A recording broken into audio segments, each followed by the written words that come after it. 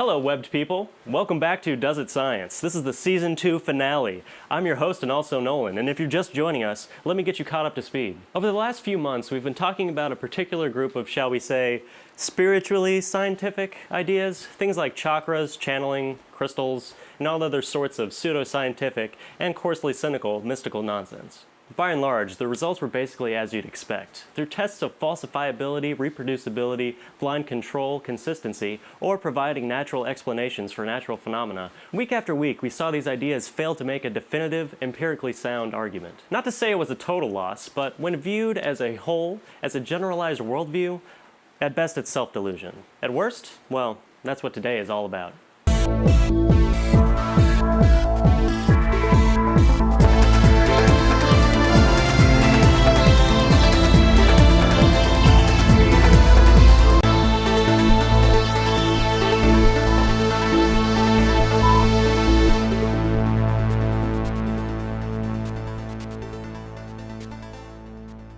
Last week, we ended on a very important question, the question at the heart of Deoes It Science. Why does it matter? Who cares if one's beliefs don't perfectly line up with objective reality? Who cares if there's no evidence to support a particular position, or even evidence to the contrary? It's not hurting anybody, so who cares? Well, you do. Now, maybe you don't care about homeopathy, but you might care about vaccinations. You might not care about healing crystals, but you might care about coal mining. You might not care about the law of attraction, but you should care about anthropogenic climate change. Objectivity helps us to not be quite so hypocritical.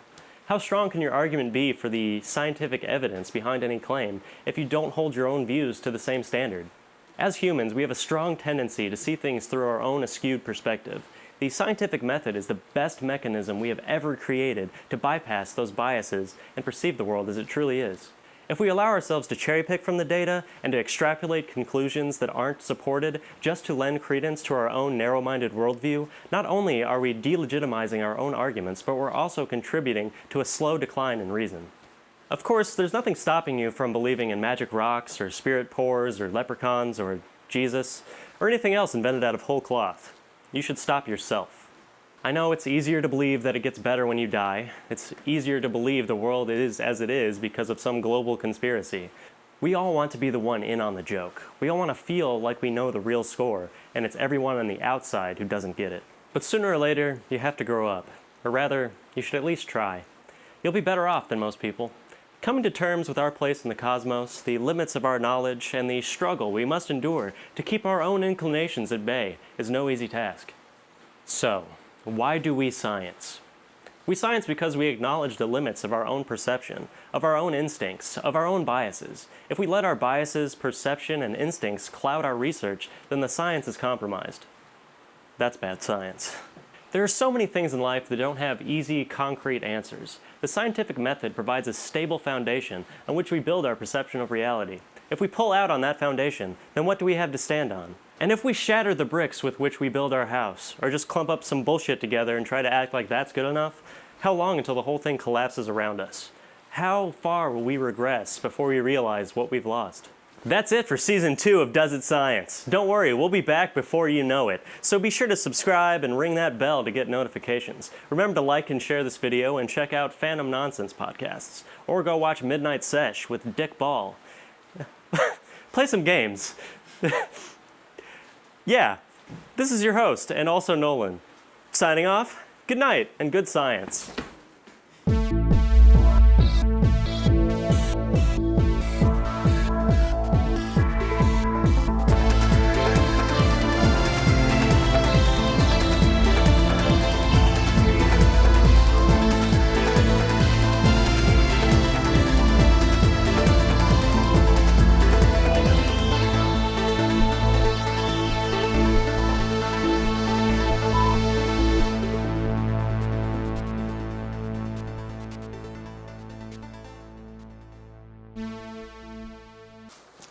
Nolan! Oh, Nolan! Oh, what is this?